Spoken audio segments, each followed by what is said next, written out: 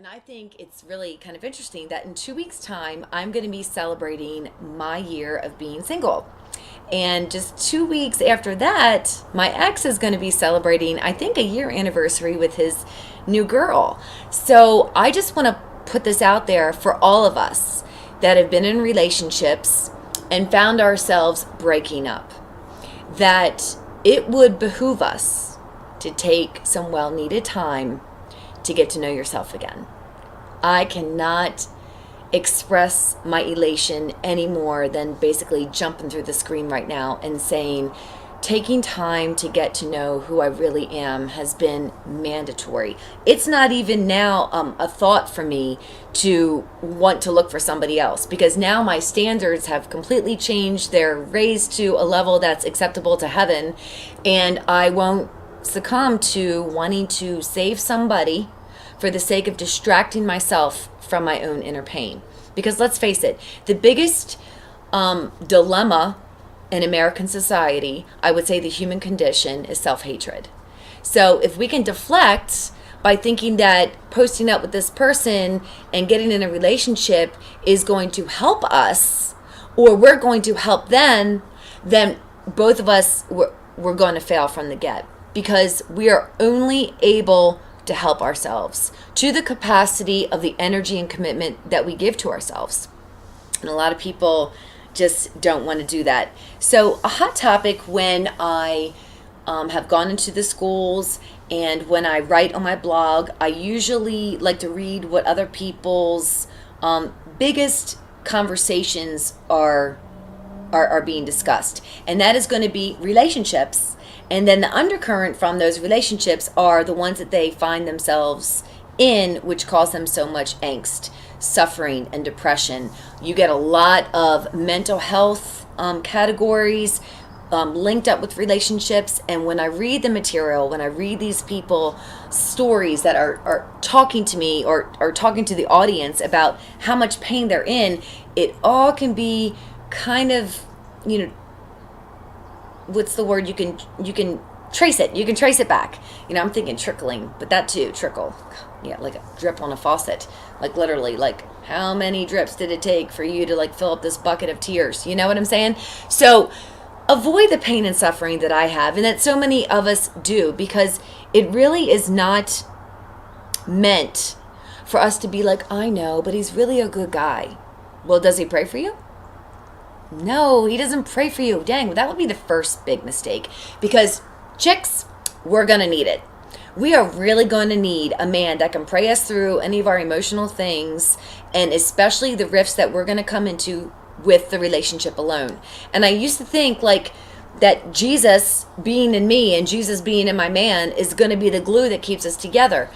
I am here to tell you that the enemy studies us. He will watch what our problems are and what drives us nuts, and he will make sure that he puts that person in your path that will completely steal your joy, kill any kind of hope of true love, and destroy the hopes of your future. That is what the enemy does. So if you've gone through a recent breakup, let me say, get yourself alone. Get alone, get to know who you are, because it's a great disservice to yourself, because you're going to regret not having that time. You're going to regret not really getting to know, what do I like? Dang, do I like spending time in my own skin by myself without the boob tube on, without distractions, without having to like constantly be busy? I mean, that busyness thing is it's the biggest depleter of peace. We all need peace. In order to snuff out the self-hatred thing, that's going to require getting alone and setting aside some time just to sit. And for those of you that don't believe in Jesus, that actually means find your form of meditation, just where you're sitting. Give yourself 10 minutes a day. I was listening to this audiobook, Pursuit of Happiness. It's like the Catholic Crusader guy. And I was raised Catholic, and I'm thinking after a few chapters of listening, why am I feeling so condemned and guilt-ridden again? And I'm like, oh yeah, that's right, I'm a recovering Catholic. Not to say that I can't appreciate the liturgical aspect of that faith, but I really didn't need to feel so terrible about myself.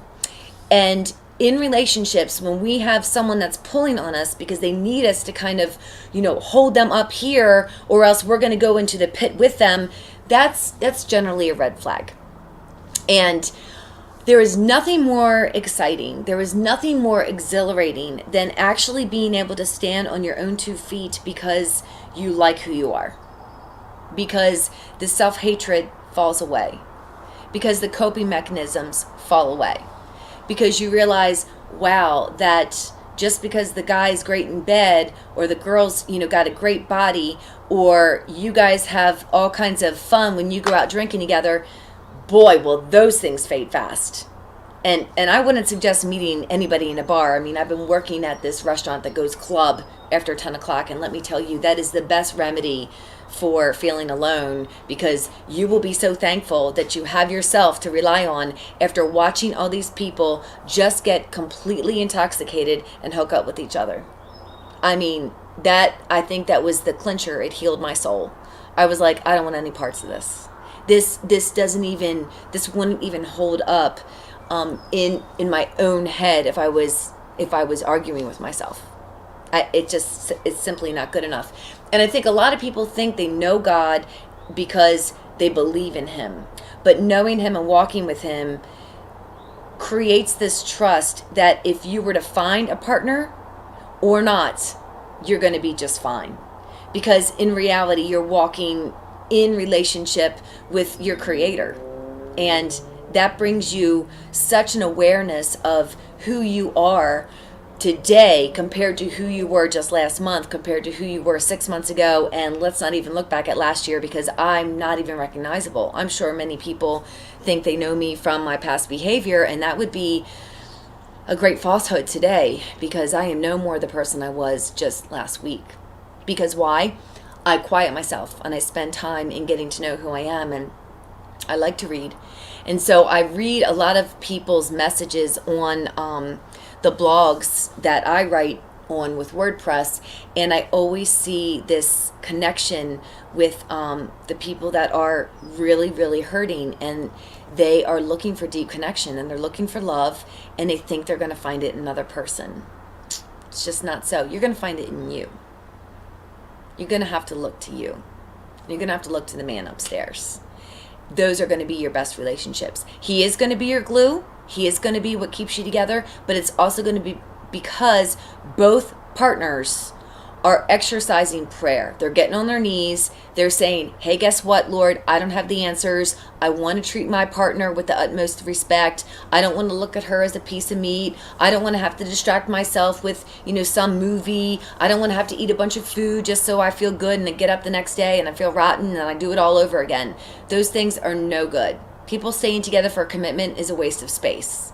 That's not a successful relationship. How many times have you heard somebody say, I'm with them because of the kids? We're committed. Well, there's a lot more to a relationship than commitment. There's a lot more to a relationship than just sex. You got great sex. I know people that have been married for 20 some years, can't get along, can't stand each other, bicker in front of the kids, the whole nine, but they attest their relationship to being so awesome because of the bedroom and all the great sex they have. Well, that is not good enough for me. So sorry. And then you have all kinds of rationale like companionship. You can feel completely alone with a warm body right next to you. Believe me, did that for 4 years. No bueno. Look, there's so many aspects to a relationship working because first and foremost, we're multifaceted as an individual. How much more do we need to know those things about ourselves so that we present that in truth and go for deep, deep, deep connection that can only start with communication.